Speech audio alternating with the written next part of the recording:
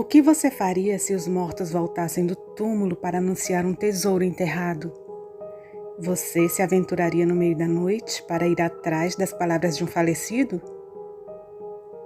Eu sou Elizabeth Lima e este é o canal É de Arrepiar. Se você é novo por aqui, inscreva-se no canal, deixe seu like, compartilhe o vídeo com seus amigos e nos siga nas redes sociais. Gostaríamos de lembrar a todos que no fim do mês de outubro teremos também a nossa primeira semana do Halloween, onde traremos vídeos todos os dias. Vamos ao relato. Meu nome é Maria Salomé. Hoje tenho meus 83 anos de idade. Moro em uma pequena cidade no interior do Maranhão. Sou médium desenvolvida e nesses meus anos de vida já vi muitas coisas por este mundo. Ajudei muitas pessoas que tiveram experiências com criaturas que só hoje eu descobri o que são. Já tive contatos com fantasmas, encontro com lobisomem, feiticeiros. Quando pequena ouvi o grito do bradador ou gritador, como conhecemos por aqui. Enfim, sempre tive contato com o sobrenatural. Mas a história que eu vou contar hoje não é de nenhuma criatura misteriosa, e sim sobre experiências que tive com espíritos atormentados e que precisavam que seus segredos fossem descobertos. Para que vocês entendam esse relato, eu primeiro preciso contar um pouco sobre a história de minha família. A família de meu avô veio de Portugal durante o período colonial. Meu avô Bernardino veio primeiro, pois era o mais velho dos irmãos. Em seguida, ele mandou notícias para que os outros viessem e se instalassem por aqui também.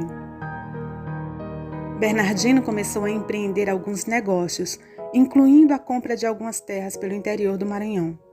Lembrando que naquele tempo não existiam bancos como agora, e para guardar seu dinheiro e tentar evitar que suas fortunas fossem levadas por ladrões ou aproveitadores, as pessoas, geralmente os homens, começaram a enterrar as fortunas em locais secretos, conhecidos apenas por quem havia enterrado.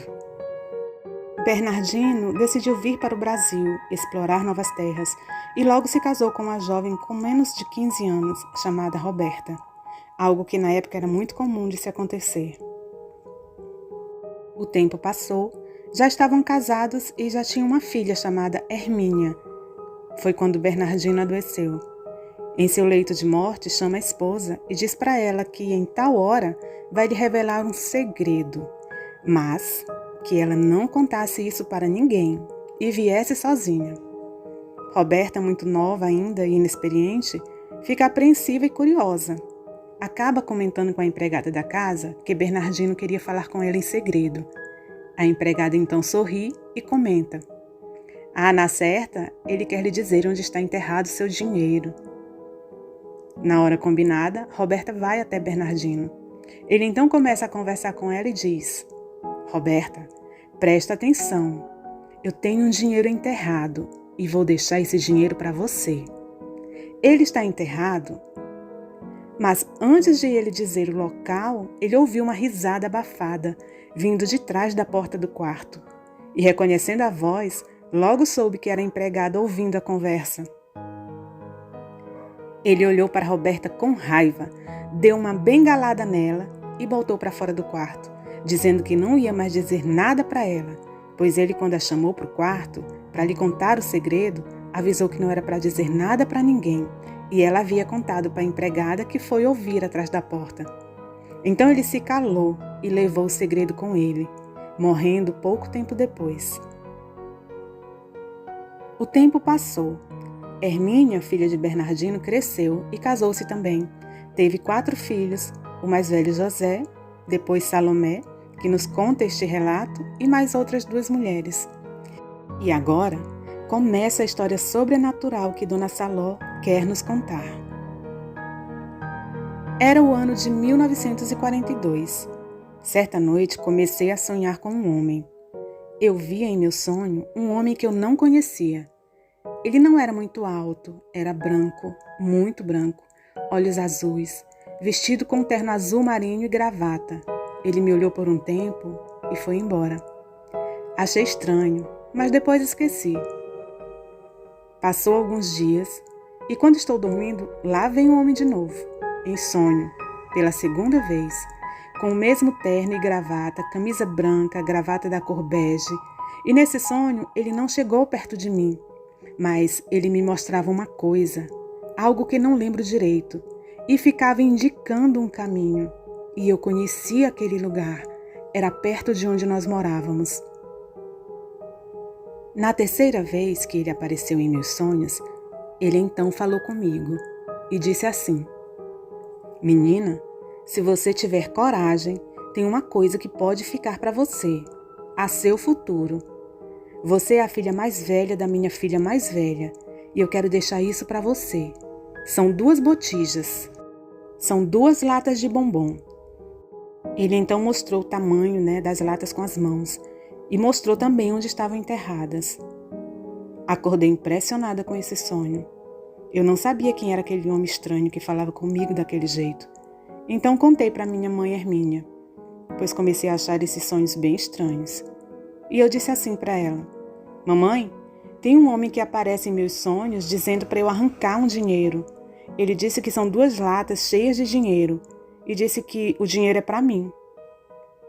Minha mãe escutou e disse que era só sonho, para eu deixar isso de mão e não dar importância.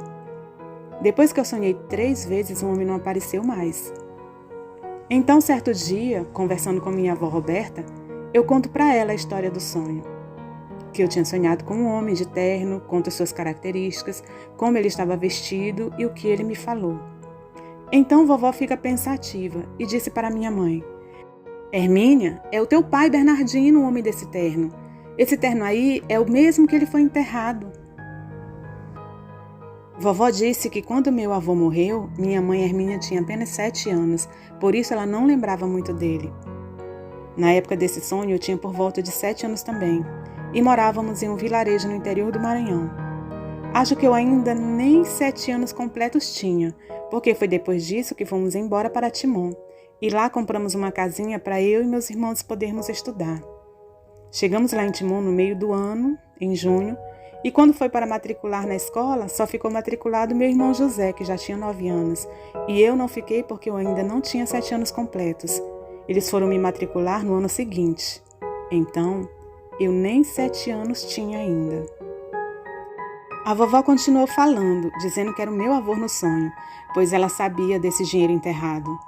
Mas o que ocorreu é que ninguém teve a coragem de ir comigo à noite desenterrar as botijas. Também depois disso não sonhei mais com meu avô. Tempos depois, apareceu um buraco no terreno da casa de minha avó. Assim, da noite para o dia, um buraco revirado, e nesse buraco tinham 2 moedas.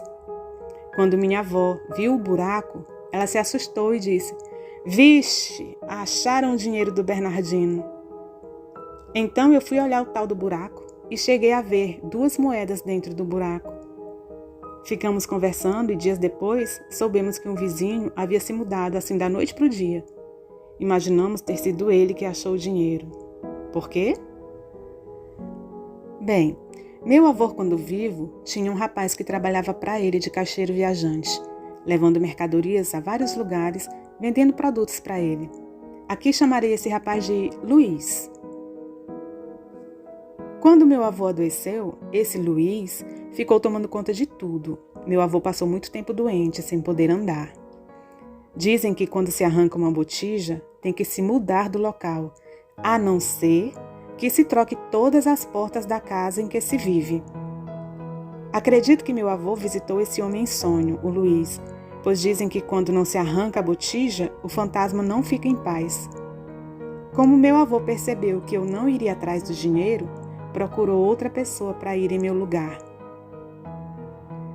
Dizem também que deve-se deixar umas moedas dentro do buraco, para que o dinheiro não fique assombrado. É uma forma de pagar a terra. Uma moeda para cada botija. E depois disso, esse Luiz sumiu.